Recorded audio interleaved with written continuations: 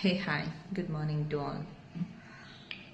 Parents చాలా కష్టపడి అంటే పోస్ట్ ఆఫీస్లో జాబ్ చేయడం, లేకపోతే బట్టల షాప్లో, బ్యాంక్లో, ప్రైవేట్ షాప్స్లో పొట్లాలు కట్టడం, చిన్న చిన్న కిరాణా షాప్స్లో పని చేయడం, మిషన్స్ కుట్టడం, ఎంబ్రాయిడరీ వర్క్ చేయడం, లేకపోతే ఇంకా చెప్పాలంటే 4 ఇళ్లల్లో పని చేసుకుంటూ పిల్లల్ని చదివించే తల్లిదండ్రులు ఉన్నారు. చెప్పులు కుట్టుకుంటూ, పూలు అమ్ముకుంటూ, పళ్ళు అమ్ముకుంటూ, నాకు తెలుసు వీళ్ళు ఇలా ఉన్నారనుకో.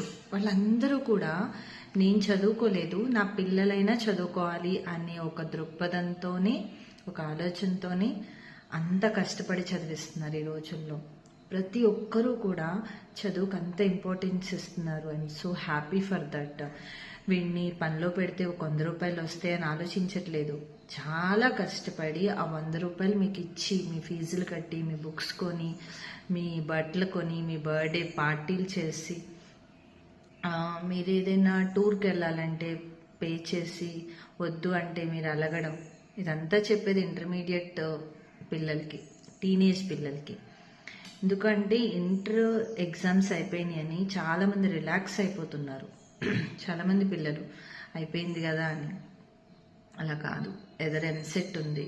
ఎంసెట్కి చాలా మీకు తెలుసు కదా, ఎంత కష్టపడితేనో ర్యాంక్ వస్తుంది. అంత డిమాండ్, ఎక్కువ కాంపిటీషన్. అందరూ ఎంసెట్టే రాస్తారు కదమ్మా.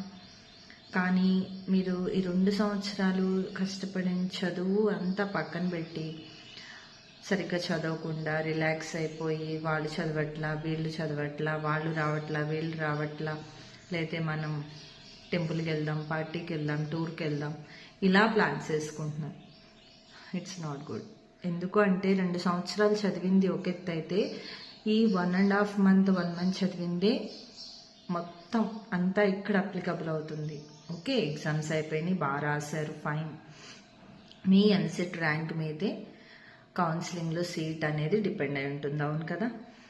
మంచి కాలేజ్లో, ప్లేస్మెంట్స్ ఉన్న కాలేజెస్లో, మనకి టాప్ కాలేజెస్లో పడితేనే మీకు 4th year అయ్యే టైం కల్లా మీ చేతిలో జాబ్ ఉంటుంది. బీటెక్ అయిన వాళ్ళు ఎంతమంది రోడ్ల మీద తిరుగుతున్నారు తెలుసా? కేవలం సరైన చోట జాయిన్ అవ్వకపోవడం వల్ల. స్కూల్స్, కాలేజెస్, మీ పేరెంట్స్ ఎంత కష్టపడుతున్నారంటే మీకు ఒక అవగాహన, ఒక ఐడియా రావడం కోసం. లైక్ అంటే జేఈ మెయిన్స్, అడ్వాన్స్ గురించి, ఐఐటి గురించి, అండ్ ఎంసెట్ గురించి, ఇంకా చాలా ఎగ్జామ్స్ గురించి వాళ్ళు మీకు గైడ్ చేస్తున్నారు. అరే అది చదవరా, ఇది చదవరా, ఇలా ఉంటుంది, అలా ఉంటుంది అని చెప్తున్నారు. కానీ అలా చెప్పిన పేరెంట్స్, టీచర్స్ అందరినీ మీరు రాంగ్గానే అర్థం చేసుకుంటారు. ఎవరైనా అంతే. ఇంటర్మీడియట్ అనేది చాలా ఇంపార్టెంట్ అయిన ఆ ఏజ్ అలాంటిదంటే, బాగుపడడానికైనా, బ్యాడ్ వేకి వెళ్ళడానికైనా అదే కరెక్ట్ వే. సో పేరెంట్స్ అయినా, టీచర్స్ అయినా, మీ లెక్చర్స్ అయినా, ఇంకెవరైనా సరే చెప్పేది మీ మంచి కోసమేనమ్మా. మంచిగా కాలేజెస్కి, స్కూల్స్కి వెళ్ళండి. ఓకే, 10th class అంటే వాళ్ళ రేపట్లో ఎగ్జామ్స్ అయిపోతే వాళ్ళు కూడా ప్రిపేర్ అవ్వచ్చు టైం వేస్ట్ చేసుకోకుండా. కానీ ఇంటర్ వాళ్ళకి టైం లేదు. ఎంసెట్ ఎదర పరుగులు తీసుకుంటూ వచ్చేస్తుంది.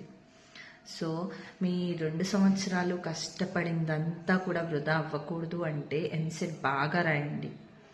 సార్స్, మ్యామ్స్ ఏం చెప్తున్నారో అది ఫాలో అయిపోండి. ఎందుకంటే మనకి పేరెంట్స్ తర్వాత టీచర్సే మన వెల్ విషెస్. అంటే మాతృదేవో భవ, పితృదేవో భవ, ఆచార్య దేవో భవ అన్నారు. అవునా?